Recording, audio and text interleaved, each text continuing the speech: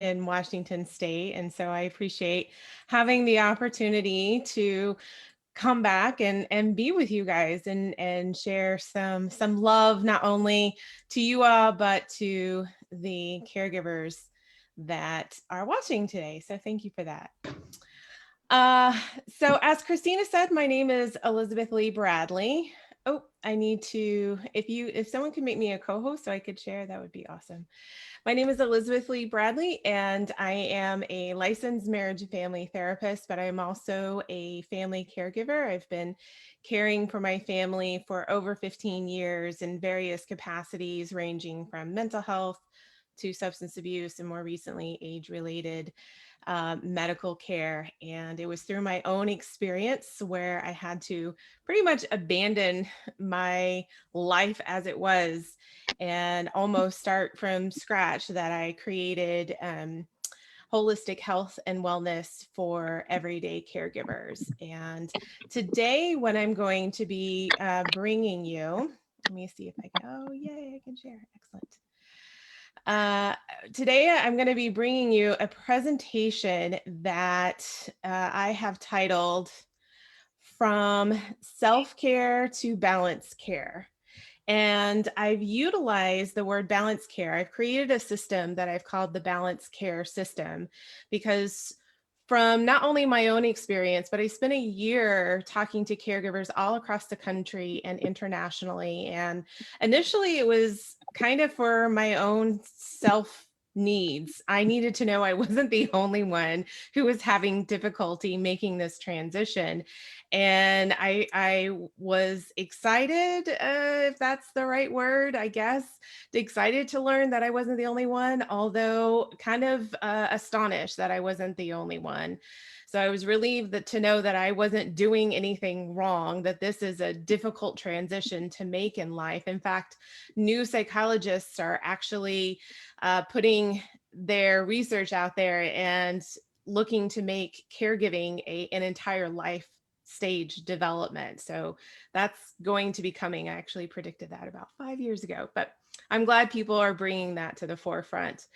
And so one of the things that I learned from those hundreds of individuals that I interviewed was that when we look at the word, even just seeing the word, saying the word self-care, it presents itself in a singular format. And when we do that, our brain, without being consciously aware of that, creates a hierarchy. And we say, I must put X, myself, or another person ahead of other things that need to happen. And so that's the same way we look at self-care. When we say I'm doing self-care for me, our brain, again, sometimes even in the unconscious, creates this hierarchy. And so as caregivers, we feel like, well, why would I put my needs ahead of my loved ones right now? They're fighting for their life. Their needs are far greater than mine. And so we continuously set those aside.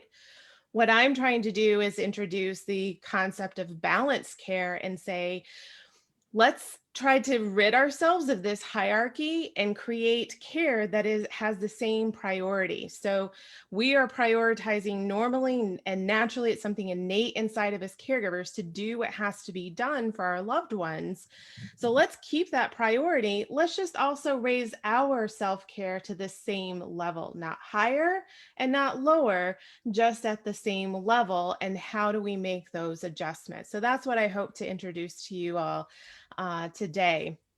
So I got ahead of myself, forgive me. The difference between self-care and balance care is just that singular formation in our brain as opposed to doing something together or at the same priority level. So why did I create the holistic health and wellness and the balance care system for everyday caregivers?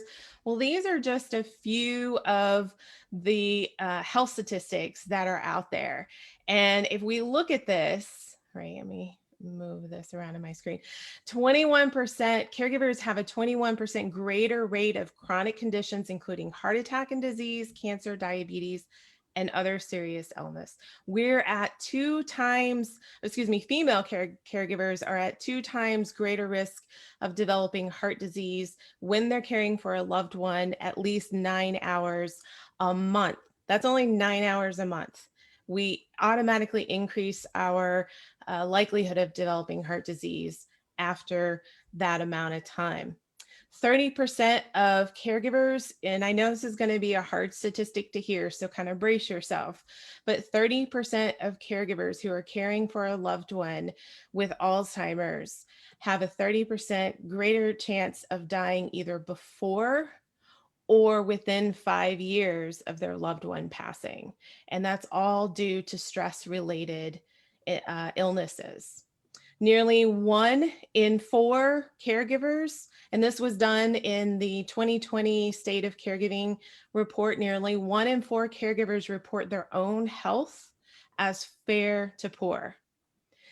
So I know that those of you who are watching, your caregivers are already. Some of you may have already been familiar with these statistics. I share these because I didn't know these statistics when I was caregiving. Um, I didn't even identify honestly as a caregiver, but once I fell into some of these realms, I became the living embodiment of some of these statistics. And so once I started to do my research and uncovering these health statistics, I found myself going, if these numbers exist, how are there not more supports out there for caregivers? And being the advocate at heart that I am, and being fortunate enough to have a background in mental health and substance abuse, I decided, you know what, I'm going to take my chance and create some of these things. And so that's what I've done. When I look at, let me see and make sure, yeah. So what is my balanced care? How do you achieve that, right? It's nice to say, Elizabeth-Leigh, that sounds wonderful. I'm going to put my needs at the same level as my care recipient's needs.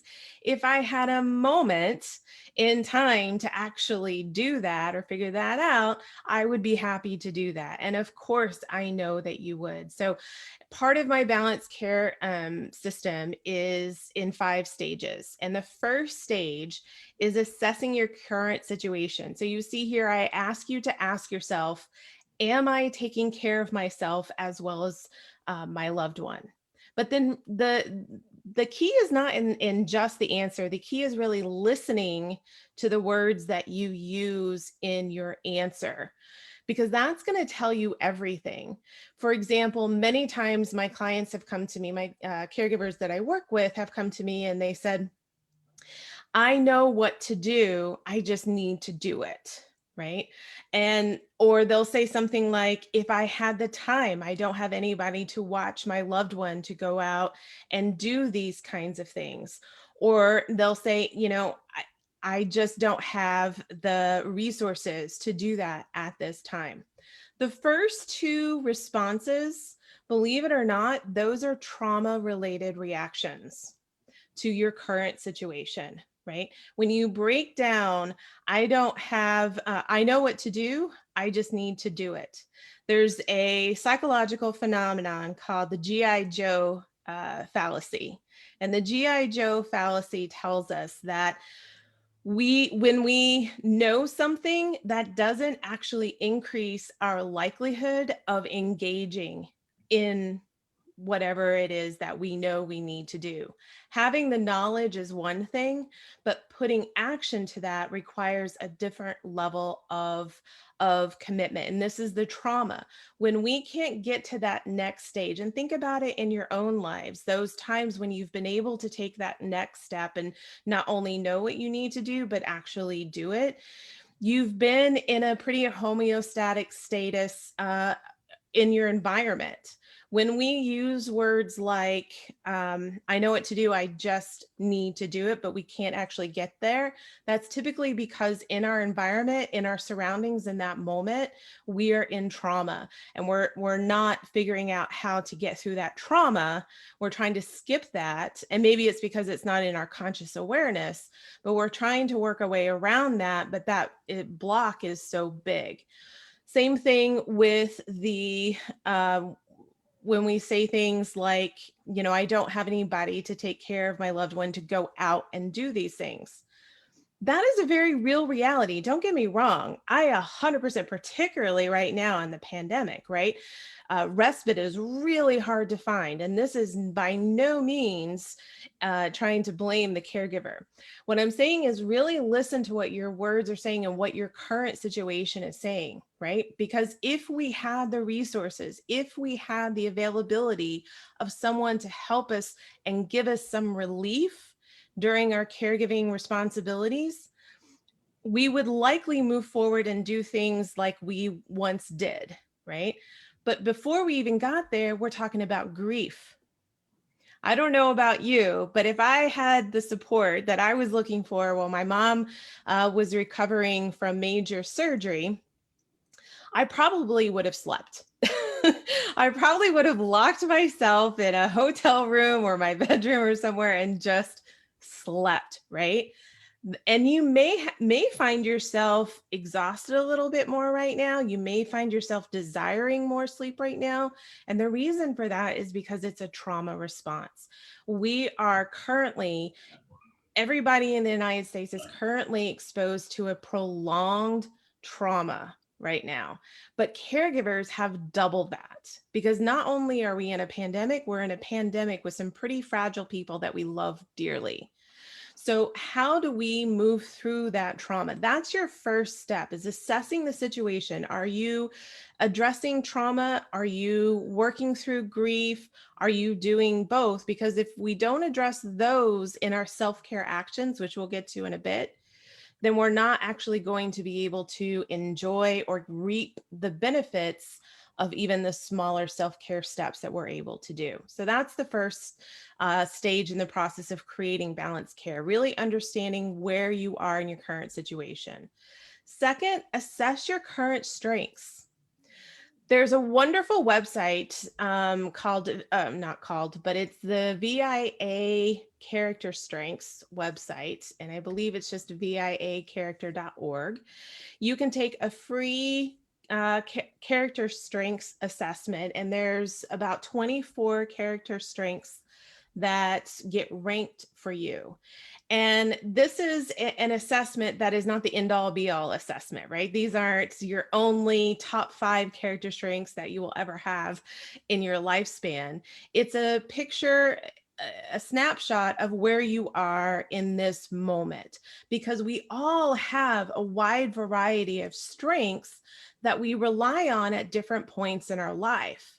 And if we can match our strengths with what we're going through in this particular moment, that's when we're going to have the greatest likelihood of actually implementing something that is going to be beneficial for us and able to achieve that balanced care. For example, I think Christina and Benjamin know I'm a veteran professor. I was teaching before I started Everyday Caregivers. I was teaching at the University of Hartford for over 20 years. And so it's not a far-fetched thing to realize that one of my character strengths is love of learning. What I have realized that how I have found myself going through this pandemic as I'm caring for my parents who are 1,500 miles from me is I have enrolled in How to 2 get into. certification programs. One of those certification programs is to become a meditation teacher, and one of those certification programs is to become a yoga teacher. Not because I plan to open up a yoga studio or, maintain a meditation only site, but because that's my strength. I love to be in a learning environment, and those are things that I know are healthy for me. And so by matching what my strength is with my current situation of trauma, then I'm able to do something that's good for me, and I have a high motivation to continue doing that. So assessing your current strength, your situation, assessing your current strength, making that match is the third step. Understanding your wellness needs is the fourth stage of this process. So there are 8 wellness stages, or excuse me, wellness needs that we have. And one of the things that I'm bringing into my practice with everyday caregivers is helping people understand what are your wellness areas that we need to address. Because for caregivers, you may be able to attest to this. I know that I certainly can think of 4 wellness needs right off the top of my head that were significantly uprooted when I became a caregiver rather full time. And so when we look at that, it can be so overwhelming to go, oh my gosh, I've had to take a leave of absence from my job. I've had my income disrupted. I have been cut off from my social supports. My physical health has declined. My nutritional health has declined.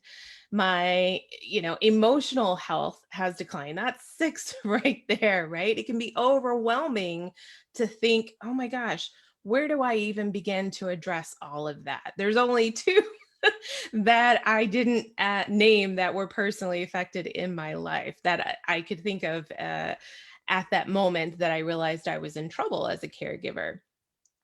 And so what I think is really important is to take it one step at a time, one day at a time. And so I've created an assessment that helps you identify your ranking order of wellness needs, similar to your strengths, assessing your strengths, right? Because if we know the most deprived wellness area and work on that, then we snowball to the next area and so on and so forth until we reach a little bit more of an equilibrium. And then the last stage, before I get to some very concrete things that you can do that take very little time to help care for yourself, is to develop a system. And the reason for this is the therapist coming out of me, and the therapist who oftentimes works with families who have some developmental struggles with, kids transitioning to different age ranges. When we develop a system, this will help us immeasurably when we are at a different stage in caregiving. In my particular situation, I have not yet dealt with Alzheimer's, but I have a very good friend of my family whose wife developed early onset Alzheimer's. And the way he describes it to my husband and I is, we get to a plateau and I just take a deep breath until I know that the next plateau is coming. And so when we get from one plateau to another, and in situations like Alzheimer's, we know it's not going to improve, unfortunately. So when that next plateau is reached, we have to make some adjustments. Well, if you have a system to help you figure out what those adjustments are going to be, this is where I plug my balanced care system, then it's immeasurably easier to make those adjustments because we have a step-by-step process that's going to help us understand how it's all going to work together rather than just feeling like we're starting from scratch. So I hope that even just this little bit, even if you don't adopt something like the balanced care system, I hope these 5 stages will help you feel more confident moving forward in understanding how you can achieve, because it is achievable, how you can achieve a more balanced care process in your own caregiving life. But I did promise, and I have a few things here. I'm in the process of relaunching our website. That's going to be March 1st. If you have an interest in being on our email list to be notified when we relaunch, feel free to go to our website now. But part of our relaunch is that I have spent the last 10 months now really seeking out and partnering with different companies and organizations who I believe are offering top-notch wellness products and things that can be really beneficial for the caregiver. And so I brought a few of them here to kind of show you. This is one of my go-tos. It's a essential oil elixir. Basically, you take one pump. I've had the same jar for 10 months. Like, it will last you a lifetime. But this takes 5 minutes. You put some, if you have some of your own favorite essential oils, you can certainly do that. Put something in your hands that is going to allow you to not only do something that's good for your skin, but has some healing properties in this. This particular elixir has organic lavender, it has some orange blossom in it, mandarin, a couple of other really healing properties for essential oils. And then what I like to do, once I have it in my hands and I've kind of rubbed it in, then I just put it up to my face, and I cup my nose with my mouth, and I just take a few deep breaths in. And soaking that in really changes my entire physiology. I truly believe that, because I just feel myself getting calmer. I feel myself relaxing a bit.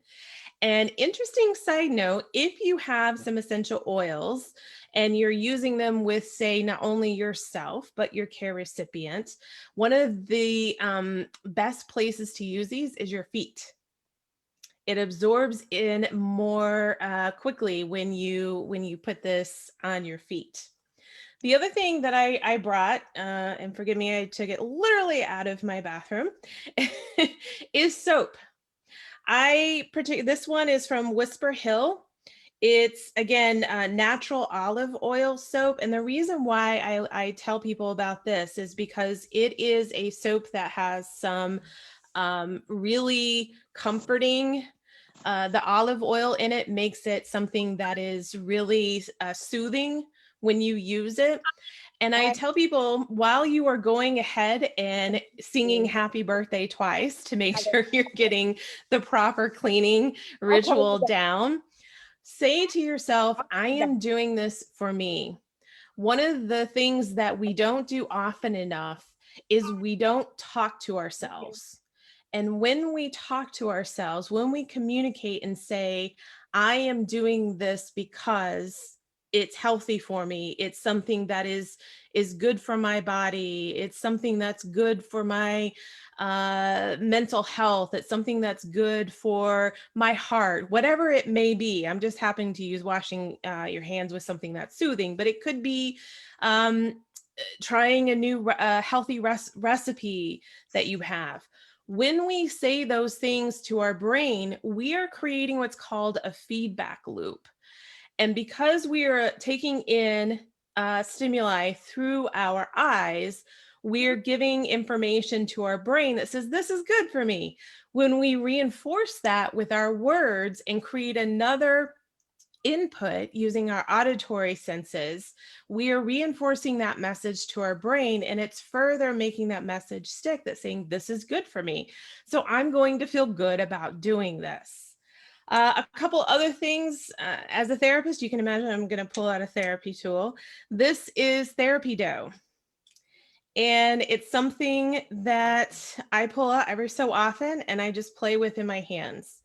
It's actually infused with essential oils. So there is a nice scent to it, but it allows me to really kind of knead and dig in there with something. So you can use this throughout your day. It's something that you can use for a few minutes, or you can use moving forward for as long as you need. Something to do with your care recipient. There's a action called savoring, and savoring is oftentimes used in things, you may hear that language if you've ever taken a yoga class or a meditation class, but savoring is really healthy and a de-escalation for our internal structures of our brain and our physiology. And when we take time to really savor on something positive, a good, healthy memory, some type of interaction with someone, we can actually change the cognitive scripts that are going on in our brain that take us down that hole sometimes. And so if you are with someone, caring for someone actively, engage in a memory that brings about a positive affect for both you and or your care recipient, if that's possible.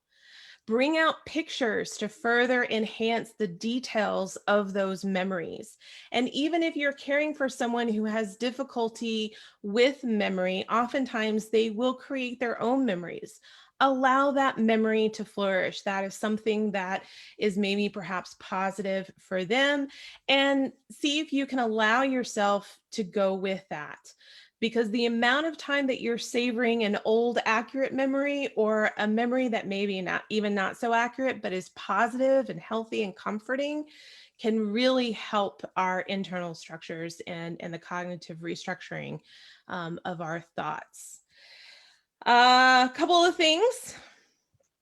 Note cards. I don't know if you can see this. May all the leaps of faith you take be met with courage and bravery, for you are capable of amazing things. Just hearing that, sometimes I hear that, it just helps make me stop and relax a bit. Get note cards, write them to yourself. I know that sounds a bit odd, but go ahead and write to yourself, or write to another person that you haven't talked to in a while. Having yourself write things out can really help de-escalate our brain in its current state. Having different things around the house, for example, things like this, that are just maybe quote cards that you can have printed up yourself. This one happens to say, as the day unfolds, take a moment to recognize and acknowledge the strength that lies within you, the strength to persevere under extraordinary circumstances. Sometimes if we have this in a highly visible place, it can serve as a visual cue to help us kind of take a moment, relax, stop, not rush around, not feel as in a hurry, if you will. And then last is kind of a go-to that I don't think is revolutionary to anybody, but little candles. Having little candles around the house, again, if safety permits it, is something that I highly encourage. So typically all of these things can take 15 minutes or less to utilize. Whatever you've done in the past to take care of yourself, to that you've enjoyed, see if you can modify it in a time increment way. So that's what I got here for you, folks. I do have a balanced caregiver community. If any of you would like to stay in touch, you can certainly text the words balance care to 860-744-5685. I'm happy to stay in touch with you. This is my Wellness Insiders community, and I love developing relationships with individuals and helping caregivers who are going through a difficult time, and we can work together moving forward. So thank you so much for letting me be here and share some of the things that I've been working on over this past year. I hope that they've given you some confidence about how to create a self-care practice or a balanced care practice, and giving you some creative ways to do that. So thank you again. Thank you so much, Elizabeth. Yeah, let's give her a round of applause. It's such great information. And as I was listening to you talk about all of your techniques for self-care, I pulled out my essential oils and this one. And you know, my grandmother was a reflexologist, and so I know the feet. You know, the feet have like so many different contact points to the different parts of our body. I think that's very invaluable information there. Thank you. Yeah, if anyone has any questions for Elizabeth, if they do, if not, I want to put it on to Christina Keys, because you also talked about cards. Christina has a vision board, you know, and that's just her method. Right. Kind of getting through this. So we have cards, candles, you know, whatever it is specific to your needs, you know, you just have to identify what works for you. So Christina, I know you have some comments and maybe questions for Elizabeth and others listening on the call. Thank you, Miss Debbie. Yeah, Elizabeth, I just wanted to say thank you so much. And I actually subscribe to your texts, And I can't tell you how many times I've been in caregiver mode. You know, it's a crisis. I got to do something. And I get one of those texts out of the blue and I'm able to like stop for a minute and breathe. So for me, they're very helpful. And I had to learn, like we talked about, to, you know, take self-care 1 minute at a time. My first act of self-care literally was learning how to sit down for a minute and drink a whole glass of water. My act of self-care was learning how to walk out to the mailbox and just breathe while I was doing that, take some deep breaths, learning how to drop my shoulders when I took a couple of deep breaths. And so I think for me, I really, and lots of caregivers, we just have to build from that 1 minute. And so many things that Elizabeth said are so important for us caregivers to take that minute. The essential oils, I love that. There's something about the candles. There's something about that scent that really, it'll bring up good memories. It'll stimulate, you know, it'll just help you to relax. So I just want to thank you so much, Elizabeth, because I know for myself and all the caregivers who we talked through the Loving Them Forward hotline and the other classes that we've had, it's really hard for them to find that time. I remember one of the first classes that we had on self-care for caregivers, there was a gentleman who said he really missed reading. And I said, can you read one paragraph a day? Can you start there? And just that block from all the trauma of caregiving, it took quite a bit of time for him to actually start with one paragraph and be okay with that, until one day he could build up to a whole chapter. And Yeah. that's how we do it with caregiving, just like you talked about, Miss Elizabeth. So Yeah. And that's part of that grief, right? That grief of a life that you had abundance of time that you no longer have anymore. And working through that grief and understanding what that means can make all of the difference. right. And I think redefining it, I'll just say this one Mhm. last, redefining what normal is as a caregiver is really important, because before becoming a caregiver, if somebody said you need to do something for self-care, it was about going out and getting a pedicure, going on a beach trip, going to the spa. And so when you're automatically because usually a lot of times caregiving, you're thrown into being the full-time caregiver, or just like one day you have no time. And so all of those old things that you used to define self-care as, they don't work. So for me, I immediately got this block of like, I can't do self-care because of that. And so once again, as caregivers, we have to redefine normal. We have to redefine, you know, what self-care is, because it's really different than it used to be pre-caregiver world. So, and I just want to thank you again. You're amazing. You are so valuable. Your Facebook page is amazing. It's got so much information, your website, your journal, the programs you have. It's been so incredibly helpful, not only to myself, but all the caregivers who met you at our Caring for the Caregiver event, and all the caregivers that you touch. So thank you for being such a blessing to the caregiving world. So Yeah, Thank you. I appreciate that. Thank you, Elizabeth. Does anyone have any questions for Elizabeth? Because we have some time before we finalize out the meeting. Anyone? You know, she's a great resource. She has great tools for everyone. I just want to, if you don't mind, I just want to make mention, because Christina, I know you've mentioned this, and Jennifer, you put it in the chat that you like the text, and I'm so grateful to hear that. Yes, I like to send random pick me up text messages. This is a new service. What I put up on that last slide, this is a new service, so it's a new number. So if you haven't made that shift, you know, to continue getting those things, then make sure and get that number down. And I know Christina has the slides, so she can certainly send those out to individuals.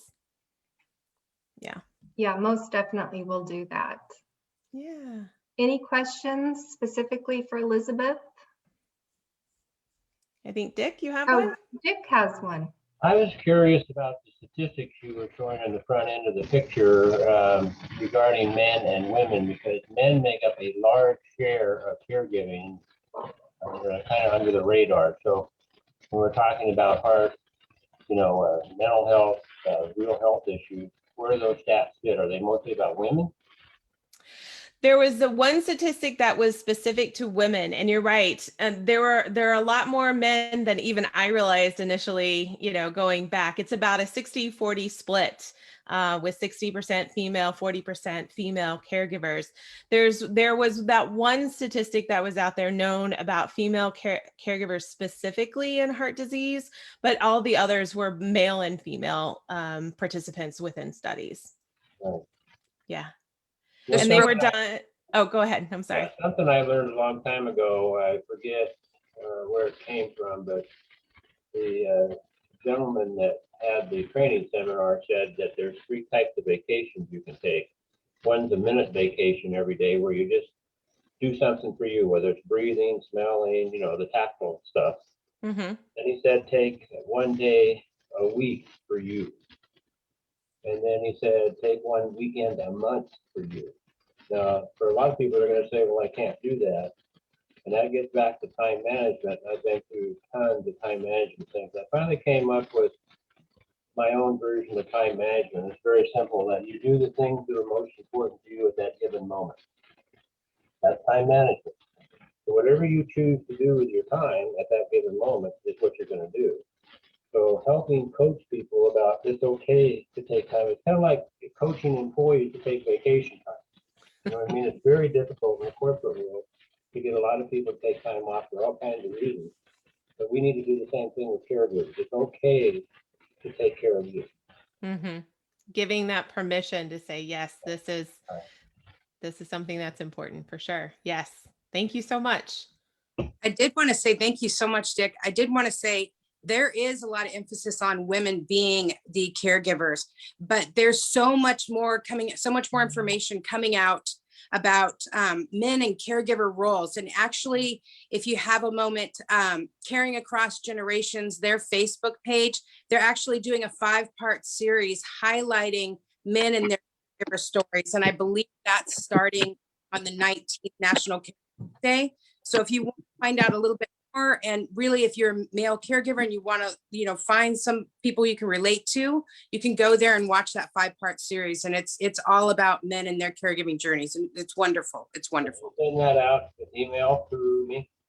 Yes, I can, and I can put it in too. It's I can certainly do that. Mm-hmm. And I think Ralph might have something to say. I hope it helps me. I have a situation right now. I got a gentleman I take care of, and basically all the family members just are walking away from him because he's so mean. So I'm hoping I can find something extra time. I have a hospice set up with them now in the house, and he don't even want them in the house. So it's horrible. Are you talking about an aging parent? No, it's actually a family friend. I should say it that way. Yeah. Yeah. It was my stepmom's. Wait, not my stepmom. Yeah, my stepmom's ex-brother-in-law.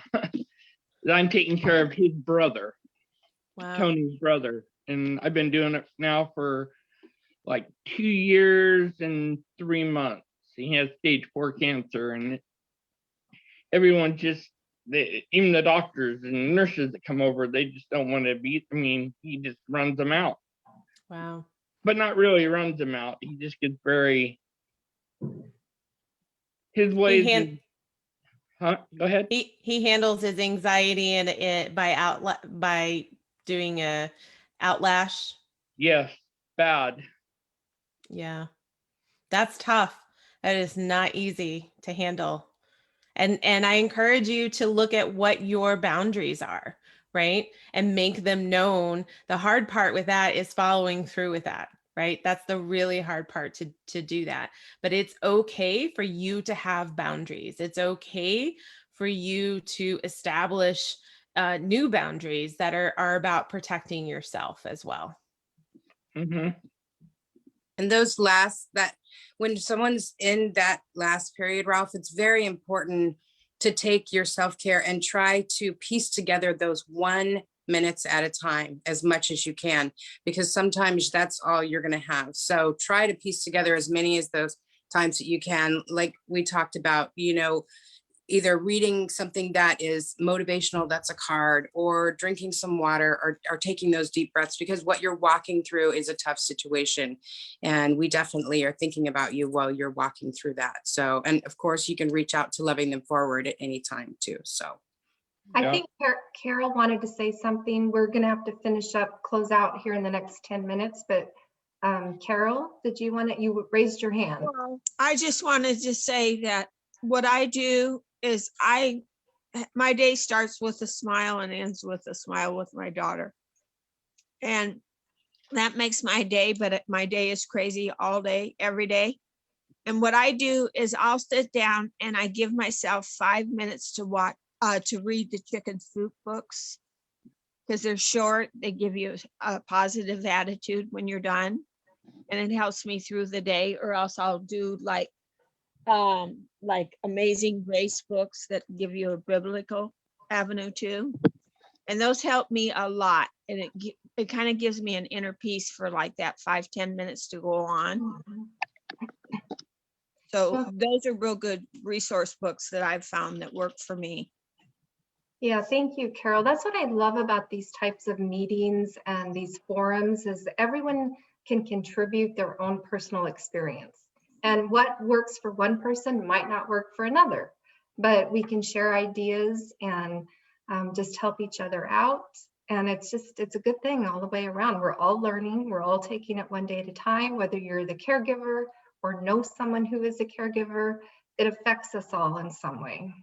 Well, we all have to be a team, and work Yep. together and help each other. And I've got 5 great friends that I just adore, that I can call day or night, and they know that if I just need to talk, they're there. So. Yeah, well, good for you. You're That's great. You're lucky. Yeah. Well, does anyone have any last comments or questions? Otherwise, I'm going to turn it over to Linda, our Vice President of Loving Them Forward.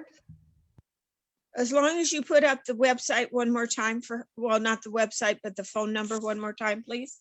Yeah, Christina or Elizabeth, could you put up your phone number and email address?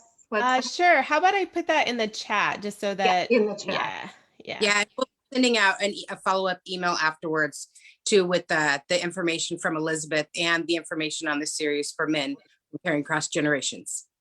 Thank you. Sounds good. Okay, let me see. I don't see any other things in the chat box. So go ahead, Linda, take it away. I'd like to thank some of our Loving Them Forward sponsors today, including Kelch Communities, Home Instead, Health and Services, First Choice Advisory, Oasis Senior Advisors, Friends of Hospice, Hope Dementia, Two Men in a Truck, Debbie Russell Realtor, and many, many more. If you're interested in becoming a Loving Them Forward sponsor, please give us a call or contact us at lovingthemforward@gmail.com. So thank you, sponsors, for helping us bring this event to you today. Yeah, thank you. We couldn't do it without our sponsors and our members and the community support that we have, all over the board. We have people that aren't even members or sponsors that still step up to help during our events. And I'm sorry, I have this weird shadow coming on me. I was looking at myself like, okay, I'm here. So Debbie Russell, do you want to talk about how to donate? Sure. First of all, I wanted to say thank you so much, Elizabeth-Leigh Bradley. It's good seeing you again. Yes. Great information. I know what works for me is meditation. Every day, a little bit of meditation and the power of gratitude. I love sending and receiving thank you cards or just thinking of you cards. That's something that works for me. As far as donations, Loving Them Forward is 100% volunteer-based. All donations go to helping the caregivers and seniors in Clark County find local resources, get support, and free educational events, as well as marketing your services. Any size donation is greatly appreciated, whether it's in the form of cash, checks, which are made out to Loving Them Forward, or via credit card payment at www.lovingthemforward.org. For any more questions or information, you can always reach us at 360-524-4344 or at lovingthemforward@gmail.com. Thank you, Debbie. So I think that concludes the meeting. Christina, I'm going to throw it back over to you for any final comments, words of wisdom. It's all on you, girl. Well, first of all, thank you, Debbie. I just want to say to everybody, thank you so much for attending today. We're very grateful. If you have friends and family who you think this might be useful for, please share the replay with them, and that should be up on Facebook by tomorrow. Elizabeth, we want to say thank you so much. Sorry about that. I'll just went off. Elizabeth-Leigh Bradley, you are amazing. We're so grateful for you. Everybody who contributed comments. We have monthly meetings each month. We also do events. Please like and follow us on Facebook, Instagram, and LinkedIn. And we are just very grateful. Any questions you have, feel free to reach out to us at lovingthemforward.org or 360-524-4344. We just really appreciate you guys. Thank you very much. Have a wonderful day. Thank you, everyone. Thank you. See ya. Everyone say bye.